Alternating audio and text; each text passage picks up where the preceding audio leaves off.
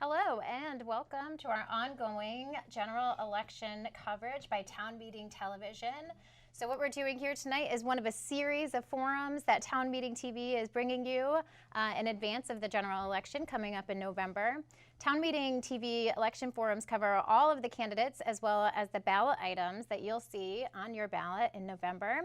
And that's what we'll be covering tonight as one of the most contentious ballot items that you'll be seeing. So my name is Helen Morgan Parmet. I'm Associate Professor in the Department of English at the University of Vermont and the Director of the Lawrence Debate Union. And I'm going to moderate our forum for tonight, which will focus on Proposal 5 for Article 22. So I just want to read the language that you'll be seeing on the ballot and sort of get through what is Proposal 5, how is it related to Article 2. So what you'll actually see on the ballot is Proposal 5 to adopt, whether or not we should adopt Article 22 as part of the amendment to the state constitution.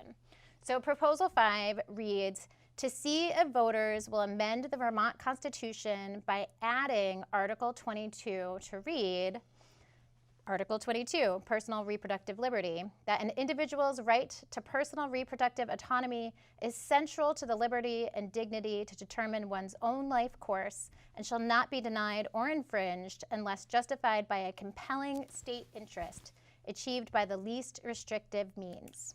So again, you'll have heard of this issue probably referred to as Prop 5, Proposal 5, Article 22.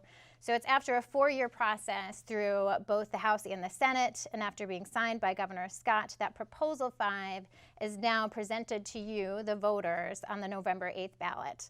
And if it's approved, then it will become Article 22 of the Vermont State Constitution. So I am joined here tonight by advocates on both sides of Proposal 5. And so we're just going to start off and have each of the folks here tonight introduce themselves. And I would like you to also sort of outline your general view of Article 22, Proposal 5, and how you feel you're personally and politically affected by this issue. So let's start over here. Oh, sure. Well, thanks for having us and doing this forum. My name is Lucy LaRiche. I'm the Vice President of Vermont Public Affairs for Planned Parenthood Northern New England and Planned Parenthood Vermont Action Fund. I grew up in Wolcott. I had French-Canadian family, a big French-Canadian family, Catholic family, and this is really, Proposal 5 is really important to me because I feel like the provision of health care is something that we should not be leaving to politicians. At a time when politicians in half of the country are moving to ban or severely restrict abortion access, we support Planned Parenthood Vermont Action Fund and Planned Parenthood Northern New England supports Proposal 5, the Reproductive Liberty Amendment, because it will protect the full spectrum of reproductive health care, including abortion and contraception, and will ensure that important personal health care decisions remain between patients and doctors, not politicians. Vermonters have had this freedom for the last 50 years, and passing Proposal 5 will ensure that the rights we have today won't be gone tomorrow. And the reason this is so important to me is because I had a firsthand experience in needing reproductive health care. I had an ectopic pregnancy a number of years ago. And it occurs to me now, of course, that if I were in one of these states where abortion was banned, I may not have survived what was really a very simple procedure. Because in states where abortion is banned, physicians, or where there are gestational limits or viability limits, physicians get spooked, very understandably. Great, thanks so much for that introduction. Now let's hear from you. Oh, okay. Hi, I'm Ann Pugh, and I am chair of the House Human Services Committee, a 30-year legislator representing South Burlington. I'm sitting here not because I work at Planned Parenthood or am a spokesperson for them, not because I'm an advocate. I'm here because I'm a legislator, and I brought Proposal 5 to the House floor, and it was in the House Human Services Committee where over 4 years we took testimony, had 2 public hearings, and debated the issue. This is something that is larger than me. So when you say, what is your personal attachment to this issue? My personal attachment is the importance of maintaining the freedom that Vermonters have had since the early 1970s to make their own reproductive health decisions along with their medical provider. What is of utmost importance to me is that each of us, you and I and everyone at this table, should be able to make our own reproductive decisions, vital decisions that affect our lives, our bodies, and our futures, without interference by politicians, without my interference. All right, thanks for that. All right, let's go to the other side of the table. We'll start over here.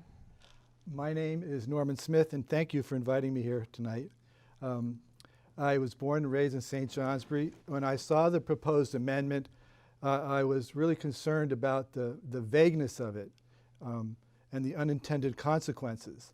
The term personal reproductive autonomy has never been defined. In fact, when I asked my legislators if they could define and tell me what the amendment meant, they really couldn't do that. I did that at my town meeting.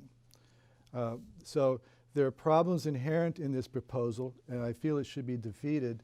There are a lot of regulations that we have in the medical field, and this is an area where there can be some possibilities, but with this amendment, there's not going to be any possibilities to pass any laws or do any kind of regulations that may be reasonable, that Vermonters may find reasonable. I know Ann has some information about what Vermonters and people really think about abortion. This would have authorized abortion through 9 months of pregnancy, and I don't think Vermonters really support that. So there are problems inherent in this proposal, and I really feel that this amendment should be defeated. Thank you. All right, thank you. And finally.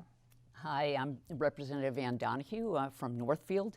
I'm on the Healthcare Committee, and I got involved as a volunteer spokesperson for Vermonters for Good Government, working on this because I am a strong believer in the importance of our process, our democratic process, and I really felt that the amendment being proposed probably does not represent the will of Vermonters.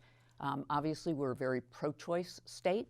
I think most Vermonters aren't aware that our longstanding existing law is to allow access to abortion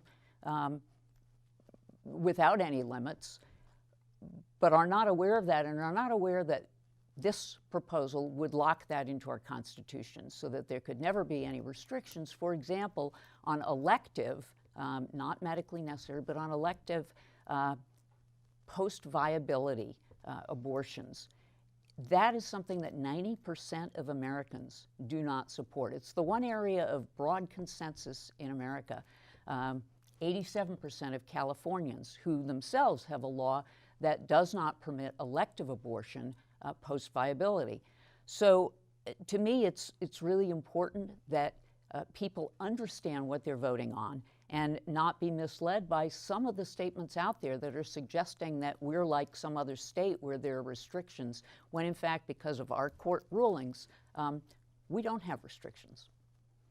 All right, well, thank you all for those introductions. And so now we're going to sort of dive deeper into what Proposal 5 is all about, and sort of starting with the history of this particular proposal. So in the state of Vermont, constitutional amendments need to be reviewed over the course of 4 years in both the House and the Senate. So what was the impetus that brought this amendment to bear as you understand it? So I think that we'll probably start over here since I'm guessing that Ann can provide us with especially some of that background about how it came about.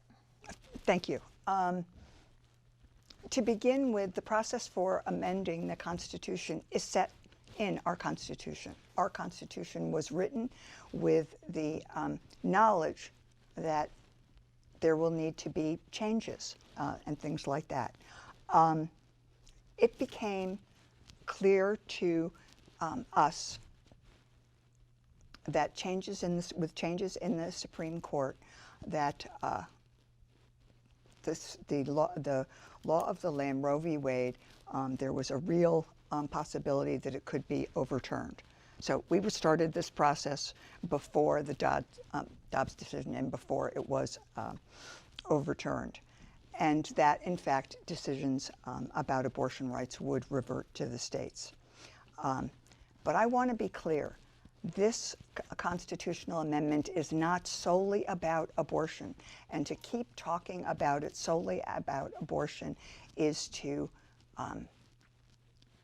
undermine what, in fact, it is about. It is about reproductive freedom. It is about contraception.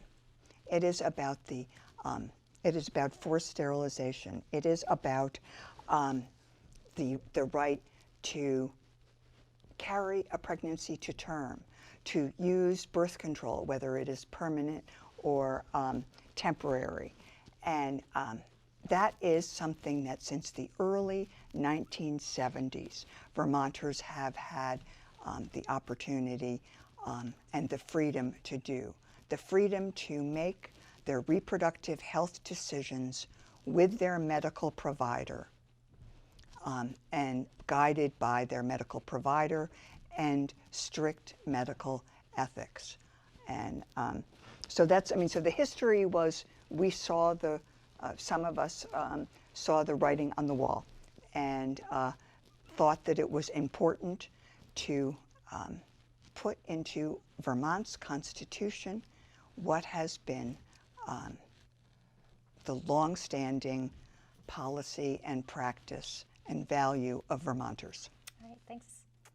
And now, how about y'all? Do you have a different perspective or a different history that you want to sort of add to the background of this proposal? Well, as history, it's not going to be very different. I'm really appreciative that Representative Pugh pointed out that this has been underway for some time, because there are ads running now saying, we responded to the Dobbs decision, and this actually the Dobbs decision is more being used as a mechanism to build momentum for something that doesn't really relate to the Dobbs decision, because in fact it doesn't really relate to Roe v. Wade, which is not what protects Vermonters' rights. As Representative Pugh said, we've had it for 50 years because our own Supreme Court, before Roe v. Wade, had found the right. I think, again, Vermonters aren't necessarily aware of that. They're not aware that it's unlimited because the legislature never passed any bills until a few years ago when an unlimited right was put into statute. But that's what would be locked into the Constitution by this step that I think was really motivated by some extreme perspectives who are now using a bit of a misrepresentation about what it's about, when it's really about locking viable baby abortions into the Constitution.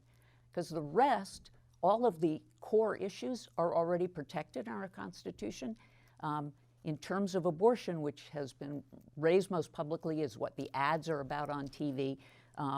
In that issue, this is not reflecting what most people want, which is some oversight when it's an abortion of a viable infant who would survive, but for being injected with a drug to make sure that it dies before labor is induced and isn't born alive.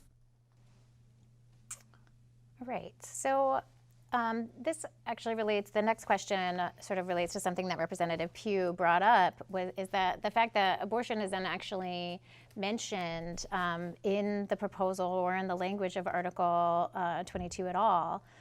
So let's start over on this side to begin with. So from your perspective, is it significant, or why is it not mentioned? Why is it significant that abortion is not mentioned in the language? It is significant because although most of the discussion has related to abortion, and I think that's been the case on both sides, beyond that, we don't really know what a personal reproductive autonomy is. To say this is going to protect people to have contraception or to have a child, nobody's going to declare it's unconstitutional or illegal to have a child. That's not going to happen. So, I mean, a lot of these arguments, I think, are rather spurious. So, I mean, if the intent was to protect abortion, it should have said that.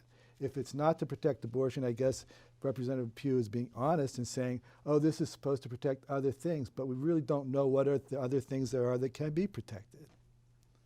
So, yeah, and I'll just add, you know, I heard actually it was Representative Pugh on an earlier radio conversation saying, everyone knows it. You can look it up in the dictionary if you're wondering what it means. And so I did.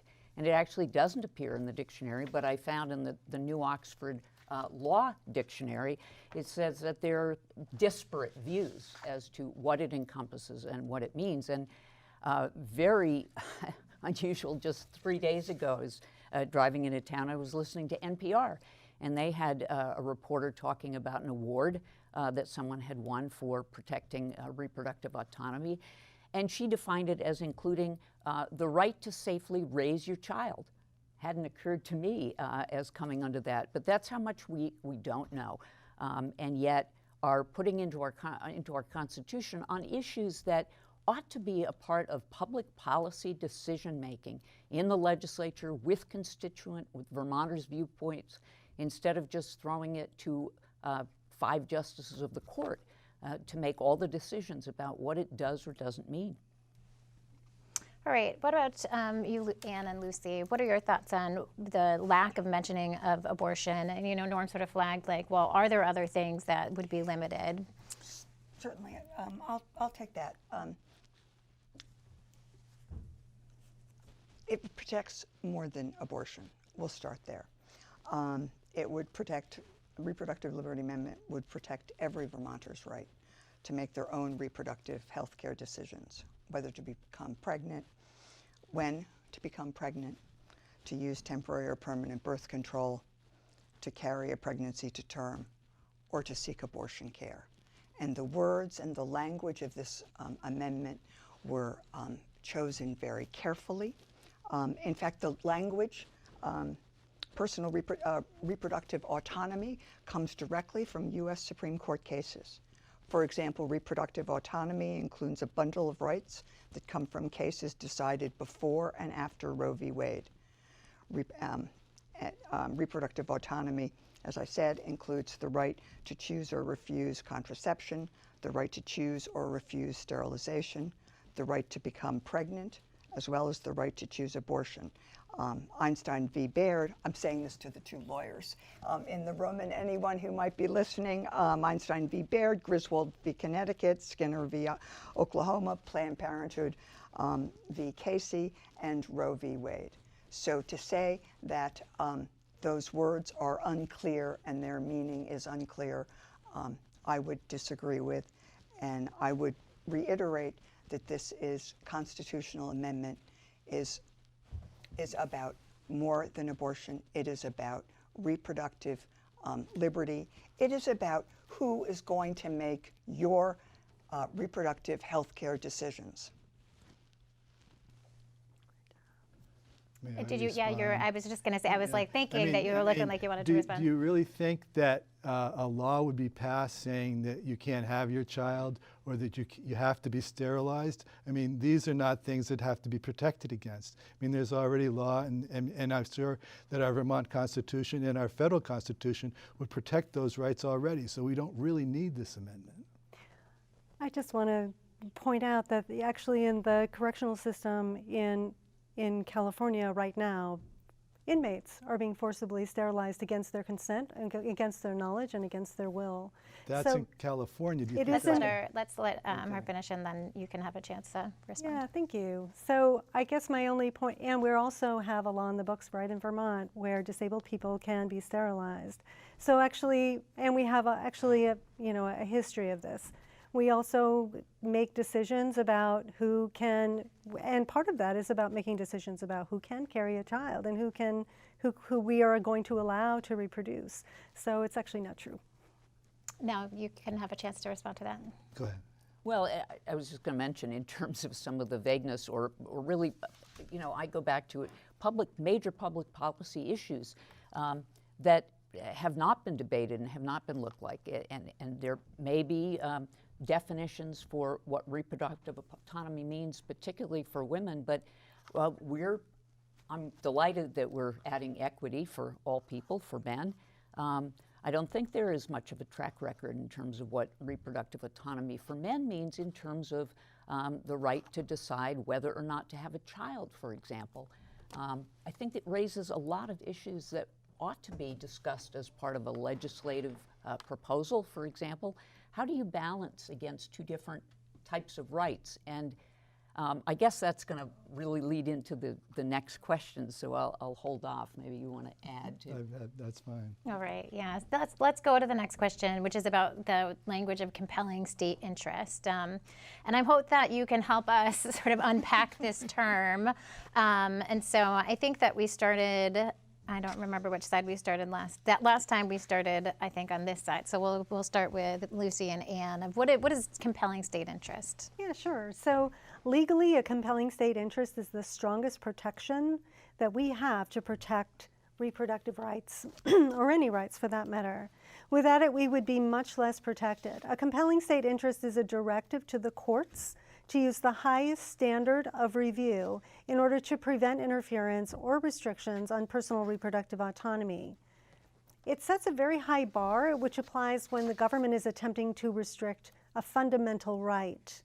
So a compelling state interest applies to fundamental rights, not to laws. All right. And do you all have Well, any I mean, other thoughts what on it that? means is that the legislature must have a very, very, very good reason for adopting any kind of regulation or statute. There's a balancing test that the court will have to do. Again, it's the Vermont Supreme Court that will be doing this balancing test. And the result, any kind of legislation or regulation that's in the field of personal reproductive autonomy is going to be very difficult to adopt.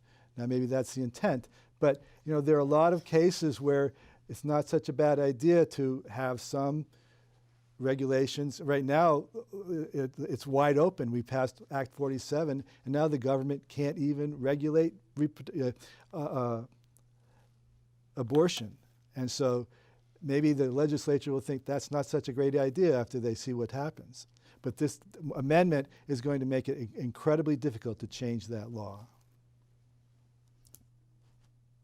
Are you wanting to add something? Just briefly, I think it's important to notice it's the only place where it would actually appear as language in the Constitution. It's actually a court-developed principle, and that sort of locks the court in. And again, I think that was the intention, to make it sort of lock in an extreme position that's not supported by most Vermonters, and where regulation of post-viability abortion with a baby that would survive is not something that people want to just leave under a basically compelling interest test, which means, according to our own Solicitor General, could not be regulated under this amendment.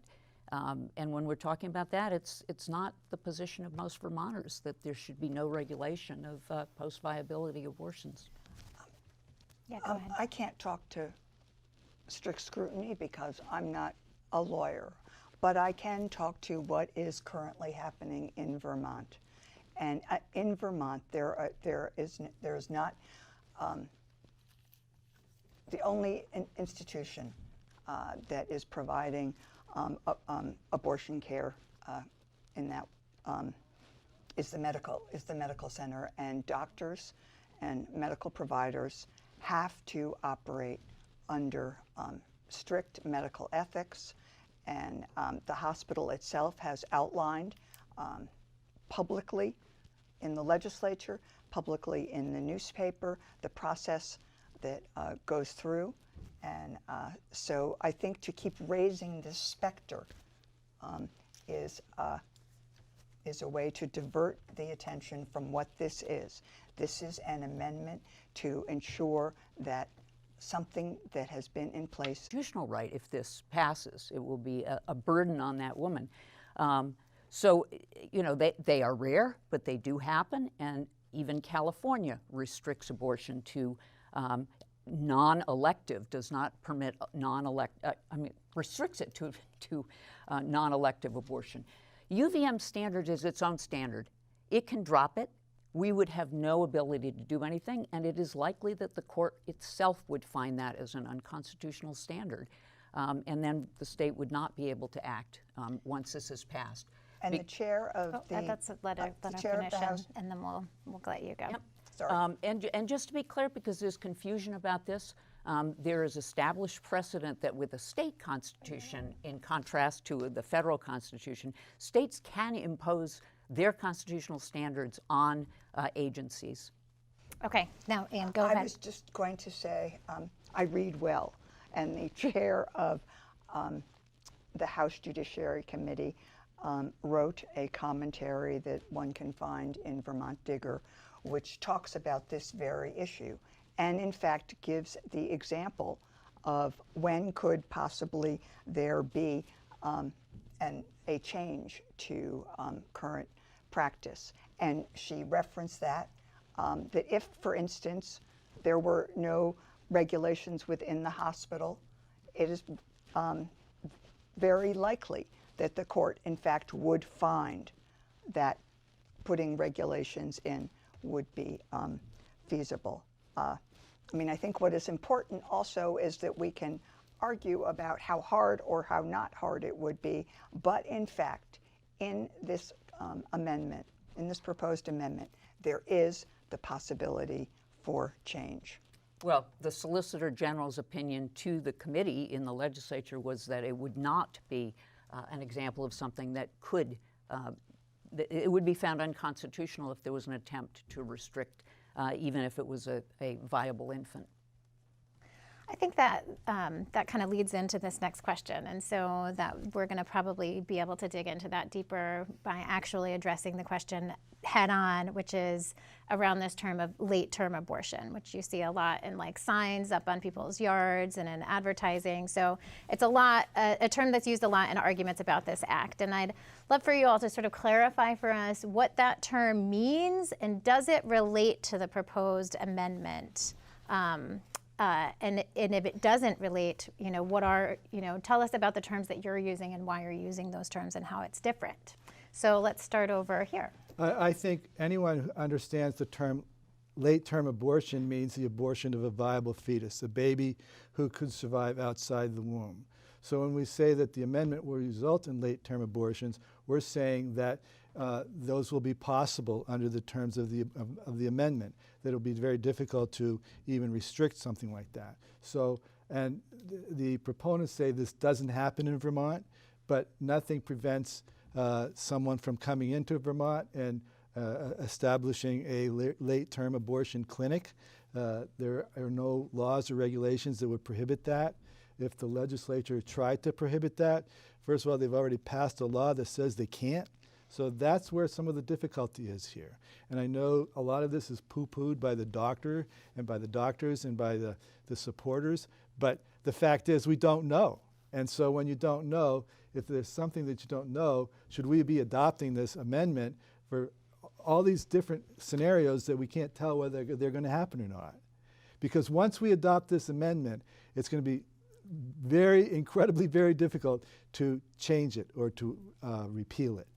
It's going to take another 4 years session, two-year sessions to adopt it, and so it ain't going to happen probably. So once we adopt this, it's there, and we're going to have a very difficult time changing it. Okay. Did you want to add something? Just to say, yeah, we know it's legal now. It's legal under statute. It's protected under our own Constitution for all but significant restrictions. It's not a compelling interest test, which is what would really make it pretty near impossible to ever regulate in the future. But this locks it in. That's the problem. It locks it in. Late term is a colloquial expression, and I think, as my partner said, is pretty well known. Okay. Yeah. I'd like to dig into this a little bit because there's a lot to unpack here. Late-term abortion, first of all, is a political term. It's not a medical term. There are abortions that happen later in pregnancy, and people who use the wording late-term abortion, this is language that is designed specifically to shame patients and to restrict access to reproductive health care. The amendment would protect every Vermonter's right to make their own reproductive decisions without the interference of politicians. It really is that simple. We don't need politicians playing doctor with our health care. This idea that the amendment would make abortions later in pregnancy a common occurrence is really actually pretty absurd and preposterous. The Vermont Department of Health has the statistics. As Representative Donahue just mentioned, this possibility exists right now and has existed in Vermont for the last 50 years. And we've also seen a similar environment with gestational limits and viability bans in other states that have been in effect. And still, this has not been a practice in Vermont at all. So nationally, abortions happen later in pregnancy, like for the whole country. These abortions comprise about 1% of all the abortions performed. A small number of abortions that happen later in pregnancy in Vermont are not elective. There are no elective abortions that happen later in pregnancy in Vermont. There are certain screenings and genetic testing that cannot be done until the second trimester of pregnancy. So people often don't learn about serious medical complications until this time. The UVM Medical Center is the only healthcare provider in Vermont that performs abortions beyond 21 weeks and 6 days. As I mentioned, this is rare. But when it happens, the hospital has a process of review, as Representative Pugh was mentioning, that includes an ethics panel, a geneticist, and all other providers and specialists that are involved in the patient's care. Together, they identify options and the best course of treatment for the patient. To shame these patients is cruel. These are people we know and care about, our neighbors, family, friends, and colleagues who are facing some of the most difficult moments of their lives. This is already the hardest decision these patients have had to make, and they shouldn't be subjected to judgmental attitudes and shaming. Yeah, thanks. Yeah, I want to give you a chance to maybe to respond to this, and especially, Lucy is saying like this doesn't happen now, and it could happen now. So it seems like saying that it's going to happen after the proposal doesn't seem fair. I mean, what are your thoughts here? Well, first of all, we've never said that for some reason it would make it more common. I don't think it would make it more common. I think it would draw people to Vermont, and we know as a fact that there are people who leave Vermont now for elective, and nobody's talking about essential abortions or health-involved abortions. We're talking about elective abortions for reasons other than need. Those people are referred by UVM out of state when they don't meet their own internal ethics standards. There are providers who advertise in Vermont for Vermont women to come, and locking this into our Constitution would make it a place that more people might come. Nobody's saying it would increase the number. But we are only talking about electively chosen third-term abortions with viable infants. It's that simple. This would lock them in, and as other states, as is pointed out, other states are, pushing back, and it will make it the place where you can access it, and that Vermont will not be able to respond by saying, "Oh, UVM's policy is unconstitutional now. Oh, this has happened. Oh, people are coming here." There won't be an ability for the state to ever respond because we will have locked ourselves out of the conversation. Okay. And did you want to respond to this? Well, I just want to say that what our opponents are suggesting here is that we should leave the door open to restrict abortion. People who gets abortion and at what point they get an abortion. And that somehow we're going to have like a little government, hovering craft in the exam room looking over the doctor's shoulder, second guessing their medical profession and their professional opinion about how to best care for a patient. What I want to say to that is that that is dangerous, and that we know that in states that allow government regulation through gestational limits or through viability bans, that the maternal mortality rates are high. Our maternal mortality rates and our health outcomes for pregnant people in Vermont are very, very, very, very good. We have great health outcomes. And it's because we don't have this kind of government intervention in a place where the government has really no expertise. All right. Just real quickly. Yeah. I don't know the data for California. I didn't know that they had a higher a maternal mortality rate in childbirth. It would surprise me if that was accurate. And they in fact, have a viability test that the doctor determines. It's the doctor who judges that it is a viable infant, and therefore, if it's for an elective purpose, it should not go forward. So this is not anybody going into and making the medical decision about viability. And I just want to repeat, we are not talking about restrictions on abortion all over the place. Our own Supreme Court has made it clear we can't do that. We're only talking about the very late term abortions that are not necessary for health and that involve a viable fetus. That's it. And we could carve them out. We could have carved them out. There was a refusal to look at any kind of amendments, which indicates a clear intent to not carve them out, even when elective. I don't think Vermonters want that. Were you wanting to speak? I heard your sort of piping No, up. I mean, okay. I just, I guess I just want to say that this feels like fear-mongering to me. This feels like talking about things that don't happen, things that haven't happened in Vermont. Passage of this, of Prop 5, Article 22, will not change, will not alter, will not expand anything about the way abortion is currently provided in Vermont. And I trust our healthcare providers. I trust the Medical Ethics Board. I trust the Medical Practice Board and ethics to, in fact, doctors would lose their license if they did certain things. And I really feel that much of this is egregious misinformation and Just I'm gonna really give you a briefly, chance to- yes. yeah, because trusting in the medical profession is not the issue. The medical profession's hands will themselves be tied by a constitutional right. Act 49 already prohibits the Medical Practice Board from doing anything that would interfere with access to abortion. Doctors cannot lose their licenses for giving a woman a constitutional right, even if, and in fact, the the Medical Ethics Board would probably be itself found to be unconstitutional as creating a barrier to a guaranteed right in the Constitution. We are tying our hands to do anything about that. We're turning it over to the courts. we are not tying our hands. There is the possibility.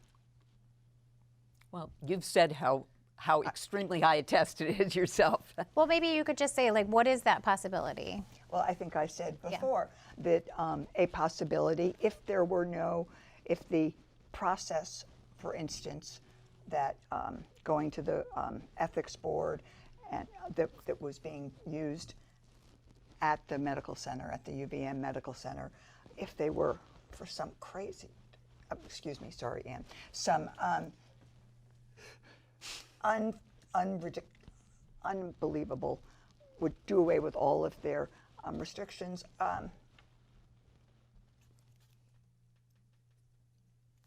I believe that that might be very well something that is a compelling reason. It's not based on opinion, it's not based on thought, but it is based on that.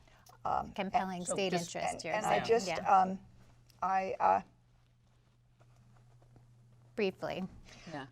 And let's let Because I have a tiny. and then we're going to move on to the next question. Yeah. I mean, I just want to say that a court is hardly going to find something as a compelling state interest all of a sudden if the legislature wants to intervene because UVM's policy is unconstitutional, when it found that it was not an interest at all. You can't create a legislative history saying this is not a state interest to protect a viable infant in the womb, and then suddenly reverse Medical and say it's become compelling when medical practice has already been banned as being an oversight. I respectfully disagree with you, Representative Donahue, and yeah. Okay. All right. I think we've sort of got into the point where it's we might not get further on that question. And I think that maybe moving to this next question sort of gets to a lot of questions on the minds of Vermonters, which is, why are we talking about reproductive health care as a constitutional matter? So what is the benefit of making it a constitution, sort of maybe in light of some of the questions that have been coming up about, does this mean that now providers will be forced to provide those sorts of things. So, what is the why are we talking about it as a constitutional issue? And so we'll start over here. Yeah, sure. So we are talking about it as a constitutional issue because when the Dobbs decision came down and Roe was overturned, that it became clear at that point, everyone knows that the decision to regulate abortion then falls to states. And in order to protect this right that Vermonters have had for 50 years, long-term, for future generations, and to provide peace of mind for moms, for grandmothers, for people who have children, it is really important that we enshrine this right long-term. And the Constitution is, quite frankly, this is the most protective thing that we can do in the state of Vermont. The Vermont Constitution is our highest legal document. So that's why it makes sense. Okay. Thoughts over here? Sure. I think we all have to remember that our Supreme Court 50 years ago already determined this was a right in Vermont. It didn't say you couldn't have any restrictions at all, but it established it. So the Dobbs decision didn't suddenly change things in Vermont. So I think that's important. I think that I agree that this would not change anything. The next day, what it would change would be our ability to give protections if we started having problems. I had something else I meant to say in response. Oh, I'm sorry that you referenced in your question, I'm recalling, about doctors being forced to do abortions, which of course would not be. You can't compel somebody to do something, but what you can do is say you can't practice here unless you participate, conscience protection. And clearly, once again, this legislature already determined that was not a compelling interest for the state of Vermont. So it wouldn't be something we could change course on. We're one of only 2 states that doesn't give conscience protection to providers. So a provider could, in fact, be restricted in their ability to find work in Vermont in a place where they weren't forced to violate their own specific personal conscience in terms of, for example, post-viability baby. And I think that, in addition, the problem is, again, this is so open-ended, we're trusting that all these things are going to happen. We're trusting that the medical center is going to continue with these ethical provisions. We're trusting that they're going to do the right thing. We're trusting that the court will do the right thing. And by putting this in the Constitution, we are now locking this in and making it virtually impossible to make any kind of changes, any kind of revisions that the legislature in the future and the people may find isn't such a bad idea. I just want to clarify one we're thing. Just about out of time, so quickly, and then very we'll wrap quickly, and it has to do with compelling the constitutional amendment. The Constitution is it's a limit on government authority and government power. It cannot compel the UVM Medical Center or individual physicians, as Representative Donahue just mentioned, from performing from following their own ethics practices and their own standards of practice, and having conscience protections, which they do. It's a check on government power. Okay. So just to correct the law on that, I mean, in fact, yes, it's a check on government power. It also can apply to entities, not to persons, not to individuals, but to entities. So yes, our hospitals in this state could be found to be breaking the Constitution in violation through their own policies, and there would not be something that we could do about it. Planned Parenthood in New Hampshire has opposed conscience protection for doctors, saying that it would be a barrier to access abortion. So that too would be permanently locked out of the purview of Vermont citizens. All right, so we're just about out of time, so I want to give each of you about 15 to 30 seconds to just sort of summarize your position, maybe distilled in relationship to what you've heard today, and what you want to leave voters with knowing about your side on the proposal. So let's start over here. I urge people to vote against this. It's open-ended, it's unclear, it could be applied to private action, and one of the major concerns is that it will allow and enshrine and lock in late-term abortion of viable fetuses. And I think that's wrong, and I don't think that's what Vermonters want. All right, and over here. I would say that to the people watching this, if you remember one thing, it is this. Proposal 5 will ensure that important personal health care decisions remain between you and your health care provider, not politicians. It's that simple. Vermonters have had this freedom for the past 50 years. Passing Proposal 5 will ensure the rights we have today won't be gone tomorrow. Every person in every pregnancy is different. Would you rather navigate your pregnancy with your doctor's expertise, or would you want a politician telling your doctor what to do? All right, well, thank you so much for joining us and for these thoughtful, I think this was a great example of a really divisive issue where we had a conversation where we put the things on the table and we're able to talk to each other in a courteous manner, so thank you. And I hope that everybody watching at home learned something today, and we encourage you to go home and vote on November 8th or before. If you should have received your ballot in the mail.